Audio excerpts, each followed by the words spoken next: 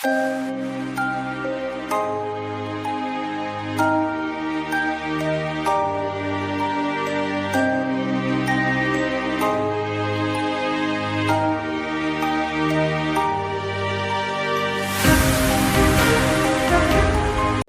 श्रीमती मुन्नी शर्मा श्रीमती सूरज कुमारी गाड़ोदिया उच्च माध्यमिक आदर्श विद्या मंदिर के द्वारा SKG AVM online classes start की गई है, उसमें मैं अपना वीडियो इंग्लिश में देने जा रही हूँ। और ये मेरा जो टॉपिक रहेगा वो है 10th क्लास का ग्रामर का टॉपिक पैसिव वॉइस, और ये जो है वो 2 नंबर का एग्जाम में आता है। पैसिव वॉइस का मतलब होता है कर्मवाच्य, यानी किसी भी एक्टिव सेंटेंस को जब अपन ऑब्जेक्ट से बना देते हैं तो वो अपना सेंटेंस पैसिव वॉइस बन जाता है। पैसिव वॉइस सेंटेंस के लिए जो 2-3 चीजें मेन होती हैं, वो ये होता है कि अपन पैसिव बनाते समय किसी भी एक्टिव सेंटेंस का जो सब्जेक्ट होता है उसको अपन ऑब्जेक्ट की जगह लेके जाएंगे, और एक्टिव सेंटेंस में जो ऑब्जेक्ट होता है उसको अपन पैसिव सेंटेंस में सब्जेक्ट की जगह लेकर आते हैं। यानी जो ऑब्जेक्ट है वो अपना पैसिव सेंटेंस में सब्जेक्ट का काम करता है। एक चीज होती है कि जिस प्रकार अपन टेंस में चेंज करते हैं, नरेशन में जिस प्रकार टेंस में चेंज करते हैं, वैसे इसमें भी टेंस में चेंज किया जाता है, लेकिन इसमें मेन वर्ब की हमेशा थर्ड फॉर्म का यूज होता है, चाहे कोई सा ही टेंस क्यों ना हो। तीसरी चीज यानी जो सब्जेक्ट अपन लेके जा रहे हैं ऑब्जेक्ट की जगह है, उस सब्जेक्ट के पहले अपन बाय का यूज करते हैं। यानी बाय का मतलब हो गया के द्वारा, कोई काम किसी के द्वारा किया जाता है। अब इस चीज को मैं एग्जाम्पल के अकॉर्डिंग बता सकती हूँ। एग्जाम्पल है एक्टिव सेंटेंस में सेंटेंस दे रखा है मोहन रीड्स ए बुक। यहाँ पे जो मोहन है वो सब्जेक्ट है, रीड आपकी मेन वर्ब है, और एस इसके टेंस को दिखा रहा है, और ए बुक आपका ऑब्जेक्ट है। जब इस सेंटेंस को अपन पैसिव में चेंज करते हैं तो ए बुक जो आपका ऑब्जेक्ट है उसको अपन स्टार्ट में यानी सब्जेक्ट की जगह लेकर आते हैं, फिर अपने टेंस को चेंज कर दिया और ये मेन वर्ब की थर्ड फॉर्म आ गई, और जो सब्जेक्ट था जिसको अपन ऑब्जेक्ट की जगह लेकर आए थे उसके पहले अपन ने बाय का यूज कर दिया। पहला सेंटेंस का मीन्स था कि मोहन पुस्तक पढ़ता है, और दूसरा सेंटेंस है कि एक पुस्तक मोहन के द्वारा पढ़ी जाती है। दोनों का मीन्स एक है, लेकिन पैसिव सेंटेंस में जो सेंटेंस की स्टार्टिंग है वो ऑब्जेक्ट से हो रही है। अब इसका स्ट्रक्चर हो जाएगा object plus helping verb plus main verb की third form plus by plus subject, यानी इस सब्जेक्ट को अपन यहाँ लेकर आए हैं। अब 2-3 चीजें जो इसमें मेन हो गई, मेन वर्ब की थर्ड फॉर्म, सब्जेक्ट को ऑब्जेक्ट बना दिया, ऑब्जेक्ट को अपने सब्जेक्ट बना दिया, और इस ऑब्जेक्ट के पहले अपने बाय का यूज कर दिया। ये 2-3 चीजें बेसिक होती हैं। फिर यदि सब्जेक्ट यदि प्रोनाउन में है तो बाय के बाद उस सब्जेक्ट का ऑब्जेक्टिव केस लिखा जाता है। यानी कोई भी सेंटेंस में आपका यदि जो सब्जेक्ट है वो किसी का नाम दे रखा है तो बाय के बाद में नाम वैसा का वैसा आ जाता है, लेकिन यदि किसी का प्रोनाउन दे रखा है तो उस प्रोनाउन का अपन ऑब्जेक्टिव केस बाय के बाद में लिखते हैं। फॉर एग्जाम्पल, जैसे शी से यदि आपका एक्टिव सेंटेंस स्टार्ट हो रहा है तो उस शी जो आपका सब्जेक्ट है उसको पैसिव बनाते समय जब अपन ऑब्जेक्ट की जगह लेकर जाते हैं तो बाय के बाद में उसका ऑब्जेक्टिव केस हर लिखा जाता है। ऐसे ही है तो हिम लिखा जाता है, आई है तो आई का ऑब्जेक्टिव केस मी, तो वो बाय के बाद में लिखा जाता है। इस प्रकार ये जो पैसिव वॉइस बनाते हैं तो इसमें अपन 3-4 चीजों का ध्यान ज्यादा रखना होता है। इसके बाद अब 2 types of object, direct object, indirect object. Direct object होते हैं का मतलब व्हाट, यानी नॉन लिविंग थिंग्स, और इनडायरेक्ट ऑब्जेक्ट जो है उसका मतलब होता है होम, यानी लिविंग थिंग्स। तो डायरेक्ट ऑब्जेक्ट में आती हैं जो कि क्या का आंसर देती है, और इनडायरेक्ट ऑब्जेक्ट में आती हैं जो कि हम किसी पर्सन के किसी हम के प्रोनाउन का उत्तर देती हैं। अब इसके बाद में जब टेंस को अपन चेंज करते हैं तो टेंस किस तरीके से चेंज करते हैं वो ये रहेगा कि जैसे प्रेजेंट सिंपल टेंस है, प्रेजेंट सिंपल टेंस ऐसे ही है, डू डज है, is am are plus main verb के साथ ING है, has have plus main verb के साथ थर्ड फॉर्म है, has have been plus ING। ये प्रेजेंट टेंस की हेल्पिंग वर्ब होती है। तो प्रेजेंट टेंस में जब SAS यानी मेन वर्ब के साथ जब SAS लगा रहता है तो अपन उस सेंटेंस में को पैसिव वॉइस बनाते समय is am are plus main verb के साथ ING का यूज मेन वर्ब के साथ थर्ड फॉर्म का यूज करते हैं। ऐसे यदि प्रेजेंट टेंस का डू डज दे रखा है इंटरोगेटिव बनाने के लिए सेंटेंस या फिर नेगेटिव बनाने के लिए तो अपन is am are plus main verb के साथ थर्ड फॉर्म का ही यूज करते हैं। ऐसे ही प्रेजेंट टेंस में यदि is am are plus ING दे रखा है तो is am are plus being plus main verb की थर्ड फॉर्म लगाते हैं। अब बीइंग इसलिए लगाते हैं क्योंकि ये प्रेजेंट कंटिन्यूअस टेंस होता है, इसलिए अपन को काम को कंटिन्यू भी रखना होता है और साथ ही जैसे पैसिव वॉइस का विशेष रूल होता है कि मेन वर्ब की थर्ड फॉर्म आती है, तो काम को कंटिन्यू रखने के लिए अपन ने यहाँ बीइंग का यूज किया और मेन वर्ब की थर्ड फॉर्म का यूज कर लिया। ऐसे he has have plus third form है, तो has have plus third form के साथ अपन केवल उनके साथ बीन का यूज करते हैं, बाकी मेन वर्ब की थर्ड फॉर्म जो ऐसी कैसी है वो आ जाएगी। Has have plus been plus ING है, उसमें कोई चेंज नहीं होगा, यानी किसी सेंटेंस में यदि has been have been plus ING आ रहा है तो अपन उस सेंटेंस की हेल्पिंग वर्ब में कोई चेंज नहीं करते हैं।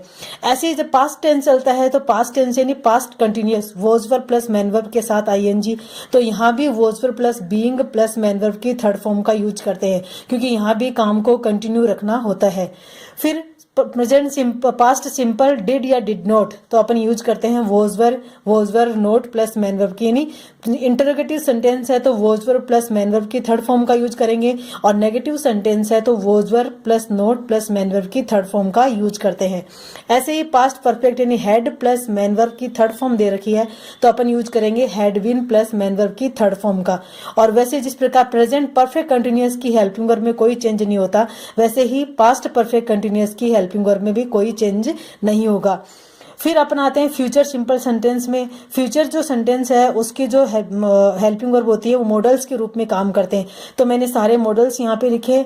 तो जितने भी मॉडल्स हैं तो मॉडल के पास जैसा कि रूल में बताया जाता है कि मॉडल के जस्ट बाद हमेशा फर्स्ट फॉर्म का यूज किया जाता है, लेकिन अपने पैसिव वॉइस के रूल के अकॉर्डिंग मॉडल के बाद थर्ड फॉर्म का यूज करना होता है।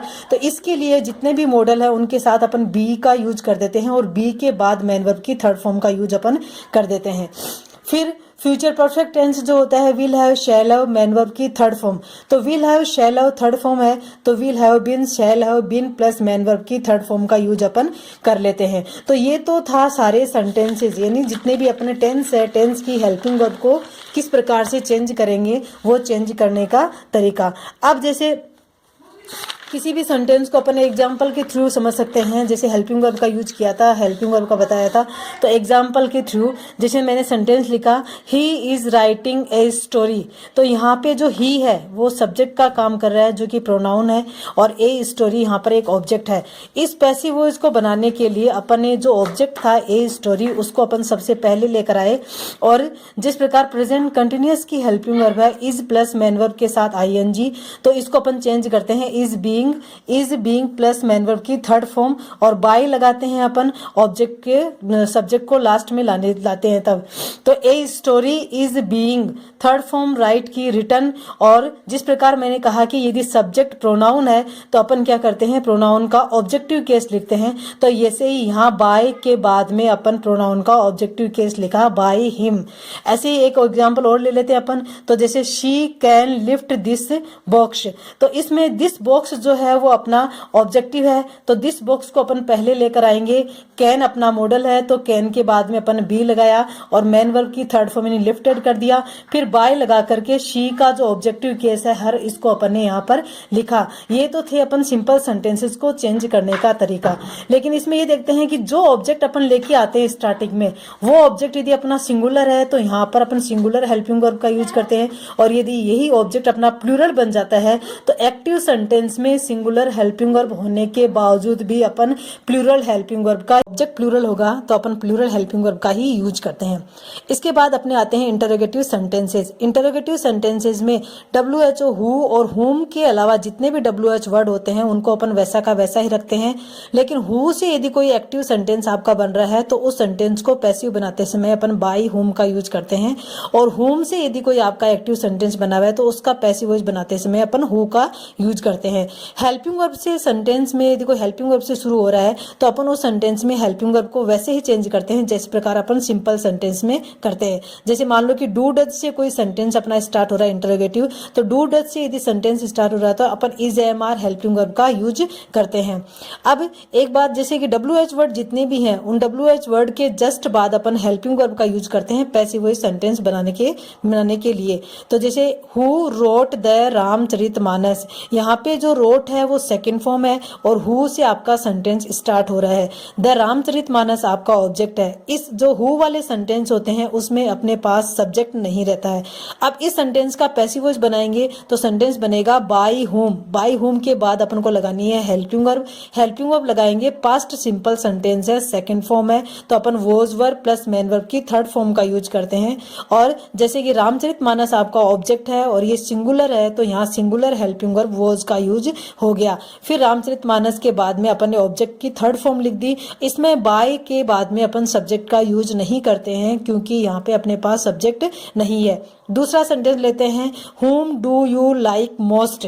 तो इसमें जो whom है वो है किसको, तो इसका मतलब यहाँ अपने पास ऑब्जेक्ट नहीं रहता है। तो ऑब्जेक्ट नहीं है तो जस्ट हेल्पिंग वर्ब के बाद अपन मेन वर्ब की थर्ड फॉर्म का यूज कर लेते हैं। और whom वाले सेंटेंस को अपन who से बनाते हैं तो who प्रेजेंट सिंपल टेंस है, डू या डज, तो डू या डज को अपन is am are third form में चेंज करते हैं। यहाँ जब अपने पास ऑब्जेक्ट नहीं है तो प्रेजेंट टेंस के लिए अपन इज का यूज कर लेते हैं और पास्ट टेंस के लिए अपन वॉज का यूज कर लेते हैं। तो हु इज मेन वर्ब है, लाइक लाइक्ड, जो लाइक के साथ मोस्ट है, यानी जैसे लाफ के साथ में एट लगा हुआ होता है तो लाफ्ड एट होता है, वो एट उसके साथ ही रहता है, तो वैसे ही जो मोस्ट है वो उसके साथ में रहता है। अब इसमें पास अपने पास सब्जेक्ट है तो बाय लगा करके अपन ने यू का ऑब्जेक्टिव केस जो यू होता है उसको अपन ने लिख दिया।